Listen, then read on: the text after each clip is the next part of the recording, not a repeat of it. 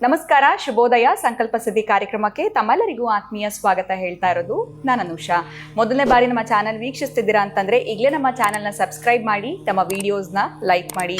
ಪ್ರತಿಯೊಂದು ವಿಡಿಯೋಸಲ್ಲಿ ಕೂಡ ಸಾಕಷ್ಟು ಉಪಯುಕ್ತವಾಗಿರುವಂತಹ ವಿಚಾರಗಳ ಬಗ್ಗೆ ನಿಮಗೆ ಸಂಪೂರ್ಣವಾಗಿರುವಂತಹ ಮಾಹಿತಿ, ಮಾರ್ಗದರ್ಶನವನ್ನ ನೀಡುವಂತಹ ಸ್ಪಿರಿಚುವಲ್ ಗುರು ಡಾಕ್ಟರ್ ವಿಷ್ಣುದತ್ತ ಗುರುಜಿಯವರಿದ್ದಾರೆ.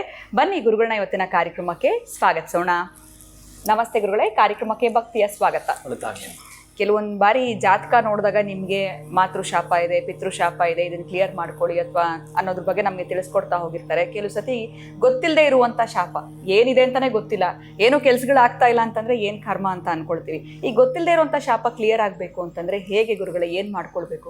ಈಗ ಫಸ್ಟ್ ಆಫ್ ಆಲ್ ಶಾಪ ಇದೆಯಾ ಇಲ್ವಾ ಅಂತಲೇ ಗೊತ್ತಿರೋದಿಲ್ಲ, ಅದರಲ್ಲಿ ಏನೋ ಗೋಚರ ಆಗ್ತಾ ಇರೋದಿಲ್ಲ ಅಂತ ಹೇಳ್ತಾರೆ. ಆದರೆ ಗೊತ್ತಿಲ್ಲದೆ ಇನ್ನೇನೋ ಇರುತ್ತೆ, ಅದಕ್ಕೆ ನಮ್ಮ ಕೆಲಸಗಳು ಅದರದಲ್ಲೇ ಸ್ಟ್ರಕ್ ಆಗಿರುತ್ತೆ ಅಂತ ಹೇಳ್ಬೋದು. ಸೊ ಗೊತ್ತಿಲ್ಲದೆ ಇರುವಂಥ ಶಾಪ ಕ್ಲಿಯರ್ ಆಗಬೇಕು ಅಂತಂದರೆ ಏನು ಪರಿಹಾರ ಮಾಡ್ಕೊಳ್ಬೇಕು, ಹೇಗೆ, ಇದ್ರ ಬಗ್ಗೆ ತಿಳಿಸ್ಕೊಡಿ. ಓಂ ವಿಶ್ವಸ್ಮೈ ನಮಃ. ಪ್ರೀತಿಯ ಬಂಧುಗಳೇ, ಇಲ್ಲಿ ಬಹಳಷ್ಟು ಯಜ್ಞಯಾಗಗಳಿದ್ದಾವೆ, ಅದಕ್ಕೆ ಅಂತ ವ್ರತಗಳಿದ್ದಾವೆ, ಕೆಲವೊಂದು ಪಾರಾಯಣ ಮಾಡ್ತಕ್ಕಂತಹ ವಿಧಿವಿಧಾನಗಳು ಇದ್ದಾವೆ. ಕೆಲವೊಂದು ಆಲಯಗಳಲ್ಲಿ ಹೋಗಿ ಇನ್ನು ಸಂಕಲ್ಪ ಅಂತ ಮಾಡುವಾಗ ಬೇಕಾದಷ್ಟಿದ್ದಾವೆ, ಅದಿಷ್ಟುದ್ದ ಇದೆ. ಅದಕ್ಕೆ ಮಾತೃಶಾಪ, ಪಿತೃಶಾಪ, ಭ್ರಾತೃಶಾಪ, ಸ್ತ್ರೀಶಾಪ, ಗೋಶಾಪ, ಸರ್ಪಶಾಪ, ವೃಕ್ಷಶಾಪ, ಪಕ್ಷಶಾಪ, ಶತ್ರುಶಾಪ, ಮಿತ್ರಶಾಪ, ಮಿತ್ರಪತ್ನಿ ಶಾಪ, ಶತ್ರುಶಾಪ, ಶತ್ರುಪತ್ನಿ ಶಾಪ, ಗುರುಶಾಪ, ಗುರುಪತ್ನಿ ಶಾಪ. ಯಾವ ಶಾಪ ನಮ್ಮನ್ನು ಕಾಡ್ತಾ ಇದೆ ಗೊತ್ತಿಲ್ಲ. ಒಟ್ಟಾರೆ ಶಾಪ ಕೆಲಸ ಮಾಡುತ್ತೆ ಅನ್ನೋದನ್ನು ನಾನೊಂದು ಬೇರೆ ಬೇರೆ ಬೇರೆ ಹ್ಯಾಂಗಲಲ್ಲಿ ಚೆಕ್ ಮಾಡಿದಾಗಲೂ ಕೂಡ ಎಲ್ಲೋ ಒಂದು ಕಡೆ ಅದು ವಿಜ್ಞಾನ ಜೊತೆಗೆ ಆಧ್ಯಾತ್ಮ ಹೇಗೆ ನಾವು ಕೌಂಟ್ ಮಾಡಿದ್ರೂ ಕೂಡ ಈ ಪ್ರಶ್ನೆಗಳ ಹಿಂಬಾಲಿಸ್ಕೊಂಡು ಹೋದ್ಮೇಲೆ ಉತ್ತರ ಸಿಕ್ಕಿದ್ದು ವಿಜ್ಞಾನಕ್ಕೆ. ಅಲ್ಲಿಗೆ ಪ್ರಶ್ನೆಗಳು ಬೇಕು ವಿಜ್ಞಾನಕ್ಕೆ, ಇಲ್ಲಾಂದ್ರೆ ಅದು ಸಾಧ್ಯವೇ ಇಲ್ಲ.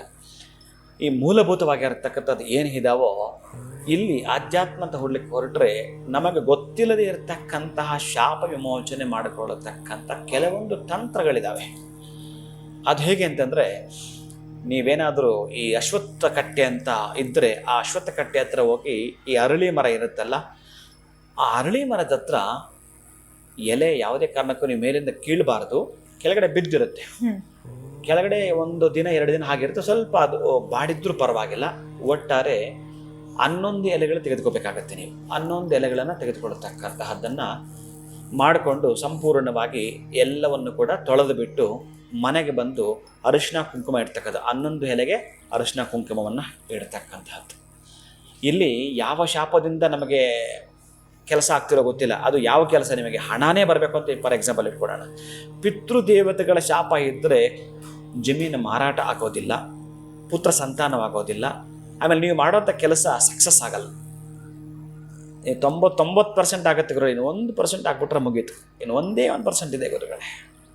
ಅದು ಆದರೆ ಬಹುಶಃ ನಾನು ಬೆಳೆದು ಬಿಡ್ತೀನಿ, ತುಂಬ ಚೆನ್ನಾಗಿ ಬೆಳಿತೀನಿ, ದೇವರ ಕೃಪೆಯಿಂದ ನಾನು ಏನಾದರೂ ಸೇವೆ ಮಾಡ್ತೀನಿ, ಇದೆಲ್ಲ ನಿಮ್ಮ ಮನಸ್ಸಲ್ಲಿ ಇತ್ತು ಅಂತಂದರೆ ಈ 11 ಅರಳಿ ಎಲೆಗಳನ್ನು ತೊಳೆದು ಬಿಟ್ಟು ಅದಕ್ಕೆ ಅರಿಶಿನ ಕುಂಕುಮವನ್ನು ಇಟ್ಟು ದೀಪದ ಕೆಳಗೆ ಇಡಬೇಕು. ಯಾವ ದೀಪ? ನಿಮ್ಮ ಮನೆ ಇರ್ತಕ್ಕಂತಹದ್ದು ಪಂಚಲೋಹದ್ದು ಬೆಳೆದಿರುತ್ತಲ್ಲ ಅದರ ಕೆಳಗಡೆ ಇಡ್ತಕ್ಕಂಥದ್ದು ಹೇಳ್ತಾನೆ. ಅಥವಾ ಮಣ್ಣಿನ ಹಣತೆ ಆದರೂ ಇಡಬೇಕು ಅಂತ ಹೇಳ್ತಾನೆ. 11 ದಿನಗಳ ಕಾಲ ಮಣ್ಣಿನ ಹಣತೆಯನ್ನು ಇಡ್ತಕ್ಕಂತಹದ್ದು. ಸಂಪೂರ್ಣವಾಗಿ ಆ 11ರ ಮೇಲೂ ಮಣ್ಣಿನ ಹಣತೆ ಇರ್ತಕ್ಕಂಥದ್ದು. ಮೊದಲು ಸಾಧ್ಯ ಆದರೆ ನಿಮಗೆ ಈ ಹಸುವಿನ ತುಪ್ಪವನ್ನೇ ಹಾಕು ಅಂತ ಹೇಳ್ತಾನೆ. ತುಪ್ಪ ಆಗಲಿಲ್ಲ ಅಂದರೆ 2ನೇ ಆಪ್ಷನ್ ಕೊಟ್ಟಿರ್ತಕ್ಕಂಥ ಇನ್ನು ಎಳ್ಳೆಣ್ಣೆಯೇ, ಅದನ್ನು ಕೂಡ ಮಾಡ್ಕೊಳ್ಬಹುದು. 3 ಬತ್ತೆಗಳನ್ನ ಹಾಕಿ ಮಾಡ್ತಕ್ಕಂಥದ್ದು. ಅಥವಾ ಆ ಮಣ್ಣಿನ ಹಣತೆ ನಮಗೆ ಇಲ್ಲ, ಸಿಗ್ತಾ ಇಲ್ಲ ಅಂತಂದರೆ ನಿಮ್ಮ ಮನೇಲಿ ಇರ್ತಕ್ಕಂತಹ ದೀಪಗಳು 2 ಇದಾವಲ್ಲ, ಆ 2 ಕೆಳಗಡೆ ಇರ್ತಕ್ಕಂಥದ್ದು. ಒಂದು ಕಡೆ ಅಷ್ಟು, ಇನ್ನೊಂದು ಕಡೆ ಅಷ್ಟು ಇರ್ತಕ್ಕಂಥದ್ದು. ಒಟ್ಟಾರೆ 2 ದೀಪ ಇಟ್ಟು ಸ್ವಲ್ಪ ಚೇಂಜ್ ಇರುತ್ತೆ. ಇಲ್ಲಿ ಒಂದೇ ಹಣತೆ ಆದರೆ ಪರವಾಗಿಲ್ಲ, ಅಭ್ಯಂತರ ಇಲ್ಲ. ಆಮೇಲೆ ದೇವರ ಮೇಲೆ ಒಂದೇ ಹಣತೆ ಕೂಡೋದು ಕೂಡ ಆ 2 ದೀಪ ಇದ್ದು ಒಂದು ಹಣತೆ ಇರ್ಬೋದು. ಹೇಗಿದ್ದರೂ ಹಣತೆ ಹಚ್ಚೋದು ಬಿಡಂತೆ, ನೀವು ಆ ದೀಪ ಹಚ್ಚಿಲ್ಲ ಅಂದರೆ ಅದು ದೋಷವಾಗ್ಬಿಡುತ್ತೆ. ಅದಕ್ಕಾಗಿ ಆ 2 ಹಣತೆ ಇದ್ದು ಈ ಒಂದು 3ನೇ ದೀಪವನ್ನು ಇಟ್ಕೊಳ್ಬೋದು. 2 ದೀಪಸ್ತಂಭ ಇದ್ದು, ಅಥವಾ 2 ದೀಪಸ್ತಂಭ ಇಡ್ತೀನಿ ಅಂತಂದರೆ ಇದಕ್ಕೆ 4 ಇದಕ್ಕೆ 4 ಇಡ್ತಕ್ಕಂತಹದ್ದು ಆ ಅರಳಿ ಎಲೆಗಳನ್ನು. ನಂತರ ಉಳಿದಿರ್ತಕ್ಕಂಥದ್ದು ಏನಿದಾವೋ ಆ 3 ಎಲೆಗಳನ್ನು ಇನ್ನೊಂದು ತಟ್ಟೆಯಲ್ಲಿ ಇಟ್ಟುಬಿಟ್ಟು ಅದರ ಮೇಲೆ ಒಂದಷ್ಟು ಹಣ ನಿಮ್ಮ ಶಕ್ತಿಯಾನುಸಾರ ಅದು 1,000ವೋ 2,000ವೋ ಇಟ್ಟು ಅದರ ಮೇಲೆ ಒಂದು ನಾಣ್ಯ ಇಡ್ತಕ್ಕಂತಹದ್ದು, ಇನ್ನೂ ಸಾಧ್ಯವಾದರೆ ಬೆಳ್ಳಿ ನಾಣ್ಯವನ್ನು ಅದರ ಮೇಲೆ ಇಡ್ತಕ್ಕಂಥದ್ದು, ಮುಟ್ಟಿ ನಮಸ್ಕಾರ ಮಾಡಿಕೊಡ್ತಕ್ಕಂತಹದ್ದು.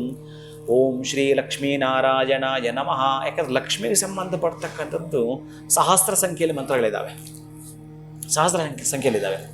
ಅದಕ್ಕಾಗಿ ಈ ಮಂತ್ರವನ್ನು ಹೇಳಿ ಬರ್ತಕ್ಕಂಥ, ಇದು ಮೊದಲೇ ತಂತ್ರ ಅಂತ ಹೇಳಿರ್ತಾನೆ, ಮುಟ್ಟಿ ನಮಸ್ಕಾರ ಮಾಡಿಕೊಳ್ಳೋದು, ನಿಮಗೆ ಸಾಧ್ಯವಾದರೆ ಮಂತ್ರವನ್ನು ಕೂಡ ಹೇಳುವಂಥದ್ದು. ಇನ್ನು 11 ದಿವಸ ಆದಮೇಲೆ ಈ ಎಲ್ಲ ಹೆರಗಳನ್ನು ತೆಗೆದುಕೊಂಡು ಹೋಗಿ ನೀರಲ್ಲೇ ಸಮರ್ಪಣೆ ಮಾಡು ಅಂತ ಹೇಳ್ತಾನೆ. ಎಲ್ಲಿಯಾದರೂ ನೀರಿಗೆ ಹಾಕಬೇಕು ಅಂತ ಹೇಳ್ತಾರೆ. 2ನೇ ಆಪ್ಷನ್ ಎಲ್ಲೂ ಕೊಡಲಿಲ್ಲ ಇದಕ್ಕೆ. ಒಂದು ಗಿಡದ ಬುಡ ಮತ್ತೊಂದಂತ ಹೇಳಲೇ ಇಲ್ಲ. ನೀವೇನು ಮಾಡ್ತೀರಾ, ಕೆರೆ ಆಗಿರಬಹುದು, ಕುಂಟೆ ಆಗಿರಬಹುದು, ಬಾವಿ ಆಗಿರಬಹುದು, ಅಥವಾ ನದಿ ಆಗಿರಬಹುದು. ಆ 11 ದಿನ ಆದಮೇಲೆ ತೆಗೆದಿಟ್ಕೊಂಡು ನಿಮ್ಮ ಮನೇಲಿ ಒಂದು ಕಡೆ ಶೇಖರಿಸಿಟ್ಕೊಳ್ಳಿ. ನೀವು ಯಾವಾಗ ಕೆರೆ ಕುಂಟೆ ಕಡೆ ಹೋಗ್ತೀರೋ ಹೋಗಿ ಹಾಕಿ ಬನ್ನಿ, ನಿಮಗೆ ಆ ಹಣ ಹರಿದು ಬರುತ್ತೆ ಅಂತ ಹೇಳ್ತಾನೆ. ಯಾವ ರೂಪದಲ್ಲಿ ಅಡಚಣೆ ಆಗ್ತಾ ಇತ್ತು, ಎಲ್ಲಿ ಅದಕ್ಕೆ ಯಾವ ಕಾರ್ಯಕಾರಣವಿಲ್ಲದೆ ಅದಕ್ಕೆ ಅಡಚಣೆ ಆಗಿತ್ತೋ ಅಲ್ಲಿ ವಿಮುಕ್ತಿ ಸಿಗ್ತಕ್ಕಂತಹದ್ದು. ಆ ಶಾಪದಿಂದ ಪಾರು ಹಾಕ್ತೀರಿ. ಬರೀ ಈ ಅರಳಿ ಎಲೆ 1ರಿಂದಲೇ ಶಾಪ ವಿಮೋಚನೆ ಆಗುತ್ತೆ. ಬರೆದಿಟ್ಕೊಂಡು ಇದನ್ನು ಮಾಡ್ತಾ ಮುಂದುವರಿಯಿರಿ. ಇನ್ನು ನಿಮ್ಮ ಸ್ನೇಹಿತರು, ನಿಮ್ಮ ಬಂಧುಗಳು ಯಾರಾದ್ರೂ ಕೂಡ ಅವರು ಕೂಡ ಇದನ್ನು, ಯಾಕಂದರೆ ಒಳ್ಳೆಯ ವಿಷಯ ಅಂತ ತಿಳಿಸಿದಾಗ ಬಹುಶಃ ನೀವು ಪಟ್ಟ ಖುಷಿ ಅವರು ಪಡಬೇಕಲ್ಲ, ಅಂಥ ಖುಷಿಗೆ ನೀವು ಕಾರಣರು ಆಗುತ್ತಾ ಈ ರೆಮಿಡಿಯನ್ನು ಮಾಡ್ಕೊಳ್ತೀರಿ. ಸುಭಿಕ್ಷಿತ ಫಲವನ್ನು ತಾವು ಕಾಣ್ತೀರಿ. ಖಂಡಿತ ಗುರುಗಳೇ, ಯಾವ್ಯಾವ ರೀತಿ ಶಾಪಕ್ಕೆ ಒಳಗಾದಾಗ ಏನೆಲ್ಲ ಸಮಸ್ಯೆಗಳು ಬರಬಹುದು, ಉದಾಹರಣೆಗೆ ಪಿತೃಶಾಪ ಆಗಿರ್ಬೋದು, ಮಾತೃಶಾಪದ ಕುರಿತಾಗಿ ಕೂಡ ತಿಳಿಸಿದ್ರಿ ಅಂತ ಹೇಳ್ಬೋದು. ಇನ್ನು ಗೊತ್ತಿಲ್ಲದೆ ಇರುವಂಥ ಶಾಪಕ್ಕೆ ಪರಿಹಾರ ಬೇಕು ಅಂತಂದರೆ ಈ ಅರಳಿ ಮರದ ಎಲೆಗಳಿಗೆ ನಾವು ಅರಿಶಿನ ಕುಂಕುಮವನ್ನು ಹೇಗೆ ಇಡಬೇಕು, ಏನೆಲ್ಲ ಮಾಡಬೇಕು ಅಂತ ಉತ್ತಮವಾಗಿರುವಂಥ ರೆಮಿಡಿನ ನಮಗೆ ತಿಳಿಸ್ಕೊಟ್ರಿ. ಎಲ್ರಿಗೂ ಅನುಕೂಲ ಆಗಲಿ, ನಿಮಗೆ ಗೊತ್ತಿರೋರು ಅಥವಾ ಸಮಸ್ಯೆಲಿರೋರಿಗೂ ಕೂಡ ತಿಳಿಸಿ ಅಂತ ಹೇಳಿದಿರಾ. ಬಹಳ ಧನ್ಯವಾದಗಳು ತಮಗೆ. ನಮಸ್ಕಾರ. ಹರೇ ಶ್ರೀನಿವಾಸ. ಇನ್ನು ಇವತ್ತಿನ ವಿಡಿಯೋವನ್ನು ಮುಗಿಸುವಂಥ ಸಮಯ ಆಗಿದೆ. ಮತ್ತೊಂದು ಹೊಸ ವಿಚಾರದೊಂದಿಗೆ ಮುಂದಿನ ವಿಡಿಯೋನಲ್ಲಿ ತಮ್ಮನ್ನು ಭೇಟಿ ಮಾಡ್ತೀನಿ. ನಮಸ್ಕಾರ.